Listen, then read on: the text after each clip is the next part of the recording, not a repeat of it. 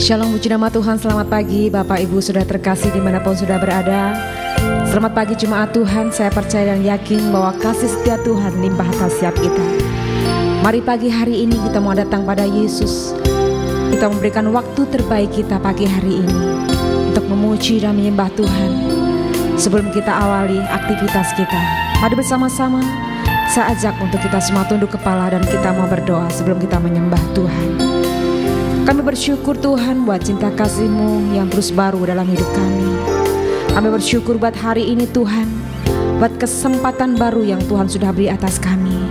Kami bersyukur Tuhan buat kebaikan-kebaikan-Mu yang kami rasakan. Terbukti pada saat pagi hari ini kami ada, semuanya hanya oleh kasih dan anugerah Tuhan. Untuk itu Tuhan, kami berikan hati kami pagi hari ini untuk mencari wajah Tuhan, untuk kami menikmati hadirat-Mu dalam hidup kami. Terima kasih Bapa yang baik, demi setiap pujian dan penyembahan kami. Biarlah Tuhan hati-Mu disukakan atas setiap pujian kami. Terima kasih Tuhan. Pujilah aku Tuhan,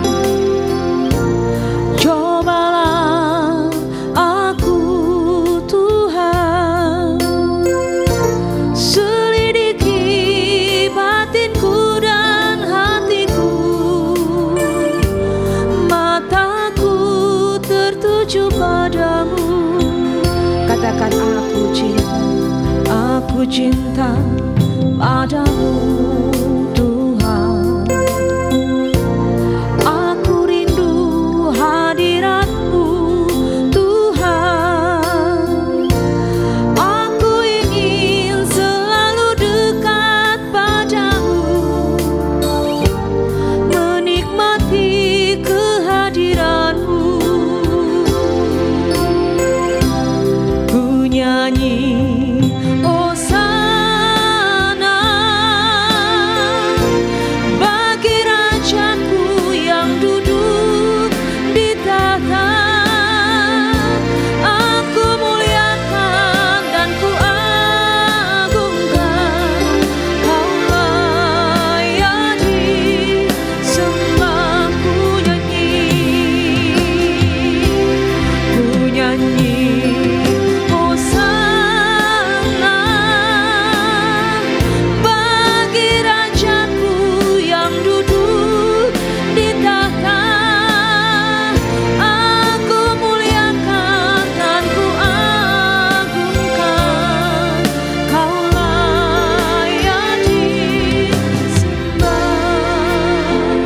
setiap kerinduan pada Yesus.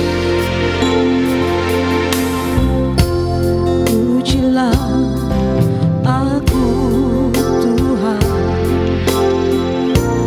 cobalah aku Tuhan, selidiki batinku dan hatiku, mataku tertuju padamu. Cinta padamu Tuhan. Aku rindu hadirat-Mu Tuhan. Aku ingin selalu dekat padamu, menikmati kehadiran-Mu. Kami mau nyanyi Tuhan. Ku nyanyi Hosana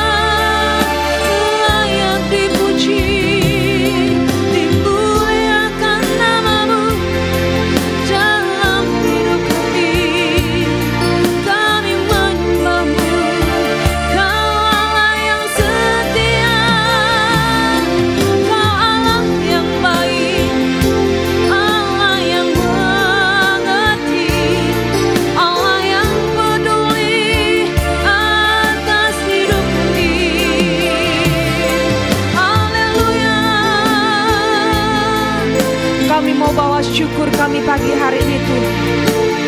Kami bawa sembah kami hanya padamu, Allah yang hidup, Allah yang kudus, Yesus Tuhan. Innara lama ya lama syara lama, innara lama syara lama si, haleluya. Terima kasih Allah Roh Kudus, terima kasih. Ya lama syikiri dede, innara lama ya lama so, ya lama si, haleluya. Terima kasih Allah Roh Kudus. Terima kasih buat hadirat-Mu. Terima kasih Tuhan buat pagi yang indah ini. Terima kasih buat perjumpaan indah dengan Tuhan kekasih hati kami. Ini setiap pujian kami Tuhan.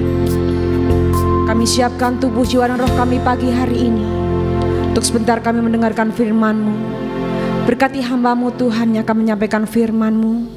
Biarlah firman-Mu dapat menjadi pelita bagi setiap kaki kami dan terang bagi setiap jalan kami. Terima kasih Bapa yang baik, berkati hamba-Mu yang akan menyampaikan firman-Mu pagi hari ini. Biarlah pengurapan Tuhan turun atas setiap kami dan bagi umat-Mu yang mendengarkan. Di dalam nama Yesus kami siap untuk mendengarkan firman-Mu. Haleluya. Amin. Shalom Bapak Ibu yang dikasihi Tuhan. Selamat pagi. Dan pagi ini saya rindu mengajak Bapak Ibu Saudara untuk merenung sejenak sejauh mana pelayanan kita kepada Tuhan. Adakah pelayanan kita menyenangkan hati Tuhan? Semoga melalui perenungan kita pagi hari ini, pelayanan kita menjadi lebih menyenangkan hati Tuhan, lebih berkenan di hadapan Tuhan, dan semakin diurapi oleh Tuhan. Di dalam Yohanes 12 ayat 26 dikatakan bahwa barang siapa melayani aku, ia harus mengikut aku, dan dimanapun aku berada, di situ pun pelayanku akan berada. Barang siapa melayani aku akan dihormati Bapa. Kalau kita perhatikan anak kalimat yang mengatakan bahwa barang siapa melayani aku, ia harus mengikut aku. Ini menyatakan bahwa kita tidak bisa bergerak sendiri, tetapi kita harus mengikut Tuhan. Kita harus mengikut kehendak Tuhan. Dan kemudian dikatakan bahwa dan di mana aku berada, di situ pun pelayanku akan berada.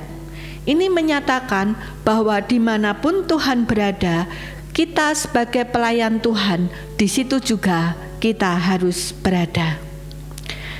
Nah, Bapak Ibu yang dikasihi Tuhan, kita semua memahami bahwa Allah berada di area kekudusan, karena sifat Allah memang adalah kudus dan Allah tidak bisa bercampur dengan dosa. Oleh karena itu Bapak Ibu yang dikasihi Tuhan, jika kita melayani Tuhan, maka kita harus berada di tempat Tuhan berada, maka kita pun harus melayani di dalam kekudusan. Kita tidak mungkin hidup melayani Tuhan di dalam dosa. Sebab apa Bapak Ibu? Sebab inilah kehendak Tuhan, dan dosa membuat kita berseberangan dengan Tuhan. Dosa membuat kita tidak bisa bersinergi dengan Tuhan. Oleh karena itu di dalam Yohanes 15 ayat 4 Tuhan berkata, Yesus berkata, tinggallah di dalam aku dan aku di dalam kamu. Tinggallah di dalam aku dan aku di dalam kamu.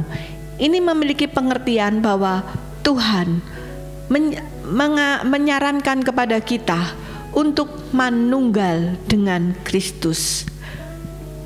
Saat kita manunggal dengan Kristus, kita ada di dalam Kristus dan Kristus ada di dalam kita, maka kita ada bersama dengan Dia, kita ada di dalam kendalinya, dan kita tidak mungkin bisa berbuat dosa. Sudahkah saat ini kita manunggal dengan Kristus dan berada di tempat yang sama dengan Kristus.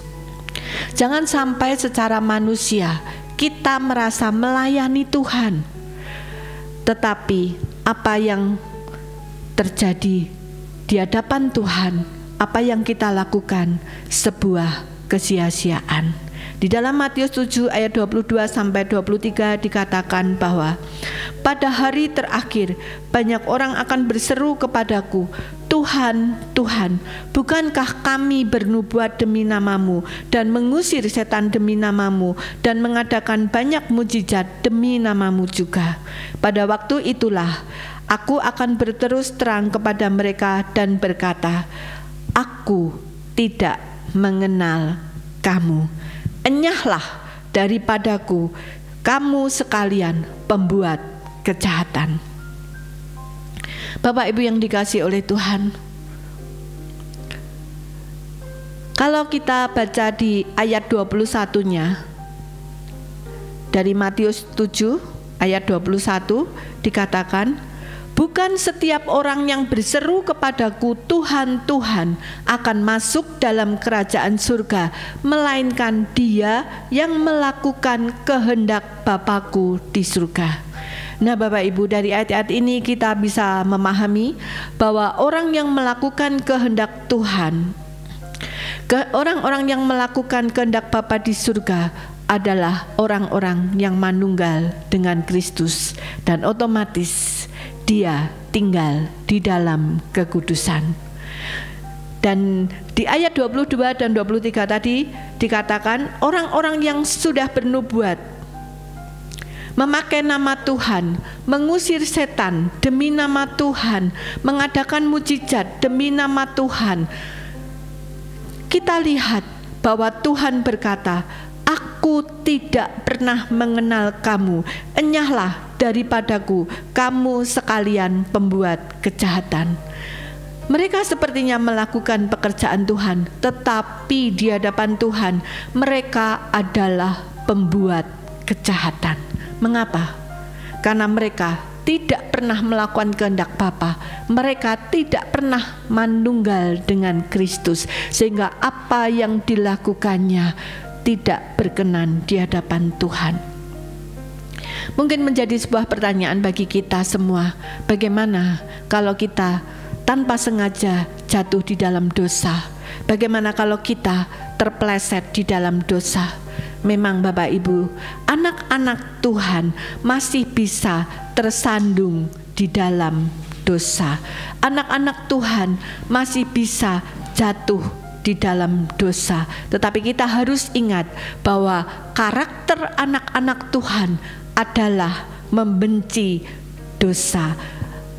Karakter anak-anak Tuhan tidak suka tinggal di dalam dosa ataupun memakai dosa sebagai gaya hidupnya. Di dalam 1 Yohanes 1 ayat 9 dikatakan, jika kita mengaku dosa kita, maka Ia adalah setia dan adil, sehingga Ia akan mengampuni segala dosa kita dan menyucikan kita dari segala kejahatan. Inilah saudara, jawaban daripada Tuhan ketika anak-anak Tuhan terpeleset jatuh di dalam dosa. Jika kita tanpa sengaja jatuh di dalam dosa, mari kita hampiri Tuhan secara pribadi. Kita akui dosa-dosa kita dan kita minta pengampunan agar kita kembali dikuduskan, kita kembali disucikan dan dilayakkan kembali untuk kita bisa manunggal dengan Kristus. Jadi kita diampuni oleh Tuhan, kita ada di dalam kekudusan, bukan karena gagah kuat kita, tetapi karena pengampunan, karena kasih karunia yang Tuhan berikan bagi anak-anaknya yang mengakui akan segala dosa-dosanya dan rindu meninggalkan dosa dan untuk hidup di dalam kekudusan. Kita tahu bahwa selain pengampunan, Tuhan juga memberikan Roh Kudus-Nya sebagai penolong untuk membimbing dan memberi kekuatan kepada kita untuk kita tetap tinggal di dalam kekudusan. Karena itu Bapak Ibu, Jangan keraskan hati kita saat kita menerima tuntunan daripada Roh Kudus. Terimalah arahan daripada Roh Kudus. Lakukanlah apa yang menjadi kehendak Tuhan, sekalipun terkadang bertentangan dengan kehendak kita. Tetapi kita mau masuk di dalam doa, kita mau masuk di dalam pergumulan, dan saya percaya bahwa Tuhan akan memberi kekuatan kepada kita untuk kita berjalan pada jalan kebenaran. Karena saat kita mengikuti kehendak Tuhan, itu menjadi rem yang pakem buat kita semua untuk kita tidak jatuh di dalam dosa. Dan sebagai penutup daripada renungan ini, mari kita sama-sama membaca 1 Petrus 1 ayat 14 sampai 15. Hiduplah sebagai anak-anak yang taat, dan jangan turuti hawa nafsu yang menguasai kamu pada waktu kebodohanmu. Tetapi hendaklah kamu menjadi kudus di dalam seluruh hidupmu, sama seperti Dia yang kudus, yang telah memanggil kamu. Sebab ada tertulis, kuduslah kamu, sebab aku kudus. Mari Bapak Ibu yang dikasihi Tuhan, pagi hari ini kita menghampiri Tuhan secara pribadi. Pagi hari ini Tuhan, kami datang kepadamu, kami membawa segenap hidup kami kepadamu. Biarlah Engkau tilik kami pagi hari ini. Adakah apa yang kami lakukan saat ini berkenan di hadapan-Mu?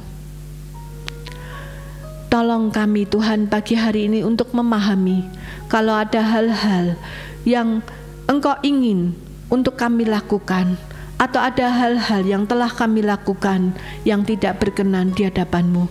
Kami rindu Tuhan melayani Engkau dengan sepenuh hati kami. Kami rindu menyenangkan hati-Mu. Bahkan kami rindu Tuhan berjalan di dalam pengurapan-Mu, sehingga apapun yang kami lakukan berkenan di hadapan-Mu dan boleh menjadi berkat bagi sesama kami dan boleh memuliakan nama-Mu. Terima kasih Bapa, di dalam nama Tuhan Yesus Kristus kami berdoa dan mengucap syukur. Haleluya. Amin.